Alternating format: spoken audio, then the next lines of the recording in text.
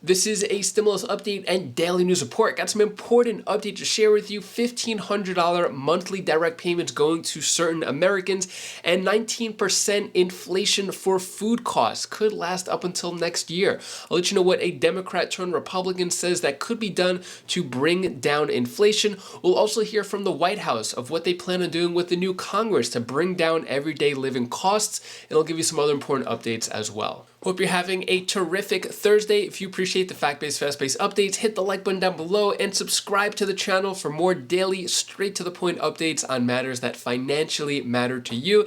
And I am picking the winners for the $200 checks later on in the video. But first, cost of living crisis. Food inflation could soar to 19% next year, expert warns. So a senior economist has warned that the daunting food inflation could soar to between 17 and 19%. Next year, which is crazy because we thought that prices were going down, but it looks like it may not. When it comes to what can be done about it, there is a Democrat turned Republican, and she has some ideas of what could be done. Tulsi Gabbard's a former 2020 presidential candidate who just left the Democratic Party, and she joins us now. So how do you interpret what went down in the House last night? Jesse, I'm not a political pundit, but I can tell you, given the direction that things are headed, I think the thing that's most important to the American people is that whether they're Democrats or Republicans, do your job. Don't just worry about, well, which team won, which team lost, how do we strategize and maneuver in order to make sure that our team wins in the next election. There are so many very, very real issues and challenges that people are dealing with every day in this country, and they expect these people who just got elected or reelected to actually go there, do their job, and advocate for them rather than just pursuing partisan interests. If they do launch a slew of investigations, which are worthy, do you think the voters are going to say, hey, guys, can you cut that partisan stuff out? Can you try to fix inflation or crime or the border? I think every decision really does need to be weighed on how does this best serve the well-being and the interests of the American people, our national security, and our country? So I know the Republicans are talking about a whole slew of different things. What they really should be doing is weighing each and every one of them based on that context. How does this best serve the well-being of the American people in our country? And let that be the guidelines and the North Star and how they make their decisions. Well, they should be able to do both. They should be able to provide oversight and find out what the Joe Biden family is up to, find out what's going down at the border, and also cut these purse strings in half because this inflation and spending is out of control. What would be the first thing if there was a Speaker Tulsi Gabbard? What would be the first thing you'd launch off with in the new Congress? Ooh.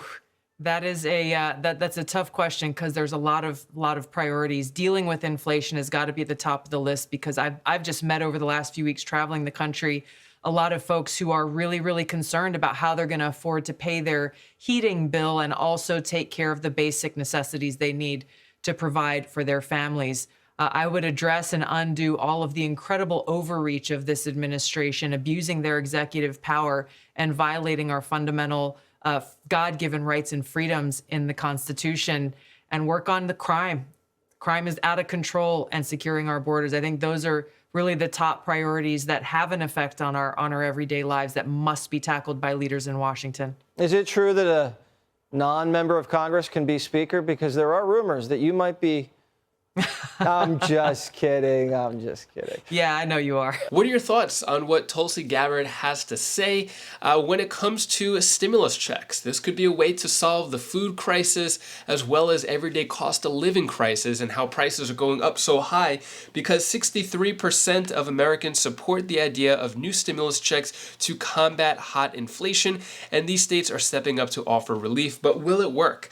So could a federal stimulus check actually help people? Well, according to a Newsweek poll, 63% of Americans support a new round of stimulus checks from the federal government to combat inflation.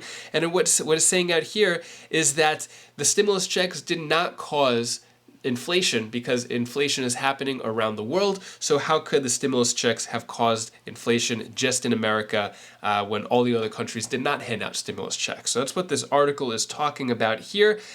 Talking about the latest states such as Alaska giving that $3,284, California with the latest round of up to $1,050 checks, Colorado $750. Yeah, there's a lot more. I'm going to give you the latest updates on all those. But what we're starting to see is a lot more universal basic income programs.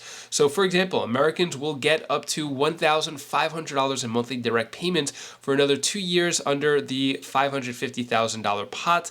So this is going on in California. The YOLO Basic Income Program, also known as YOBI, started last spring, and they are going to give $1,500 to individuals for 2 years, or $1,500 per month for 2 years. Based on this. So the households receive between $1,200 and $1,500 for 2 years. To qualify, families must have at least one child younger than 6 years old. As I mentioned, so this is going on in California for residents living below the poverty line. So yeah, we're starting to see a lot more of these on a regular basis, different programs. They're not large scale across the states. They're more experiments, and I guess they're going to see if it works, if it actually helps people, then more money could flow.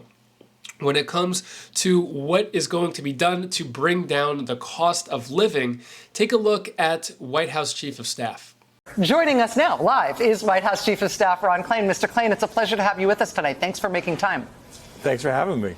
First, let me just start by apologizing for treating you like an interruption to Steve Kornacki as White House Chief of Staff. I know that this is a sort of a pay grade conflict here, and I apologize. But I also just want to look. It's an honor to go on before after Steve Kornacki as he counts votes. Let me tell you, it's a rare honor either way. We all feel the exact same way, but we don't work in the White House. I wanted to ask you just what it has been like today at the White House. How the president views these results. Obviously, we saw him speak on his own behalf today at today's press conference. But I wanted to ask how you are feeling, what the mood is in the White House, and whether or not this was as much a surprise to you as it was to so many of us in the media world and in the pundit sphere. Well, look, we entered the election with confidence. We thought the president and the vice president had gone around the country and laid down a very strong message about what we had done the past 2 years, about what was at stake in the election.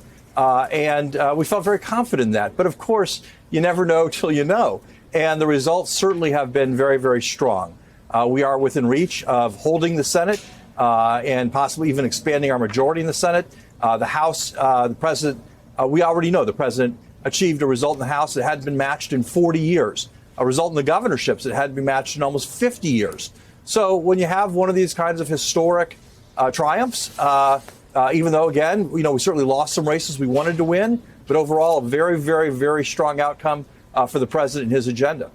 It is as we've been describing, as we've all been talking about, it is an ahistorical outcome to have the president's party do so well in a first midterm election. The practical impact of that, and we'll see it in stark relief as we start to get the results of these last remaining results, but the practical impact is likely to be very, very closely divided power inside the U.S. Congress. Yeah. This president and you in the White House, you are not strangers to how to deal with that. That has been the circumstance for these first 2 years of your term. Do you feel like you have learned lessons, that you have tried things that didn't work that you wouldn't try again, or that there are things that you've learned might work with closely divided power in the Congress in terms of how you will treat the next 2 years for governing? Well, look, I think the president laid that out today, Rachel. I think he made it very clear that he has tried to and has successfully on occasion worked with Republicans to reform our infrastructure, to get roads and bridges built, to pass the CHIPS bill, which is going to make America the world leader in advanced manufacturing, create so many jobs and spur our high-tech manufacturing industries, to do things for veterans, the PACT Act, which took care of veterans who've been a victim of burn pits. So we've proven we can make this work with Republicans in the House and the Senate. Obviously, we're going to have to find ways to do the same. But the president's also proven that he is willing to stand his ground. And he was very clear on that today. If we wind up with a Republican majority in the House, we're going to try to find areas of common ground to work with them on. But the president is not going to agree to cut Social Security, to cut Medicare. he obviously would veto any effort to ban abortion or anything like that. So we're going to try to work with him where we can. We will draw the lines where the lines need to be drawn. Ron, it's Chris Hayes here, and I wanted to ask you a question specifically about the overperformance of Democratic incumbent members of the House in frontline districts. If you look at how Democrats overperformed the fundamentals, that was really where they were very strong, a bunch of them. And it struck me that they were not getting hammered over voting for key items of the president's agenda in the way that you'd saw frontline members getting hammered over the vote for the ACA in 2010. Yeah. How much did that go into the thinking around the legislative agenda? How central was that, you think, to last night's results? Chris, I think you are spot on. And perhaps more importantly, as the president called winners last night, one by one, they said exactly that to him. They said, Mr. President, I was able to win because I ran on your infrastructure bill. Mr. President, I was able to win because I talked about what the rescue plan had delivered for my district. Mr. President, I was able to win because of what the CHIPS bill is going to deliver for my district. So we put together a historic agenda to recover from the pandemic, to recover our economy from the pandemic, to make the economy strong and growing, to create jobs.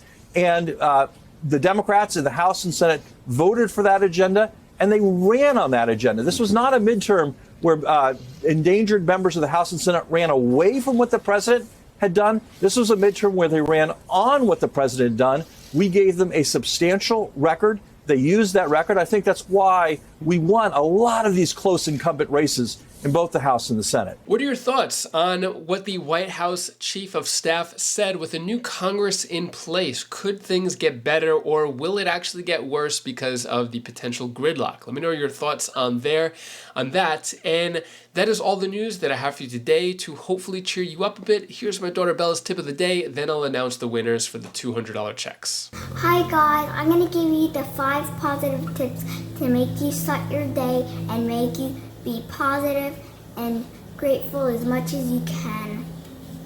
So first, stay happy, stay strong, and have good vibes, and do great to others when they do great to you. And also, you know this one, be nice to others when you be nice to them. Bye. Thank you so much for your support in the Wise Flies community. To show my appreciation and give back to the community, I'm giving out $200 checks. So let's get in our back end of the YouTube Wise Flies studio over here.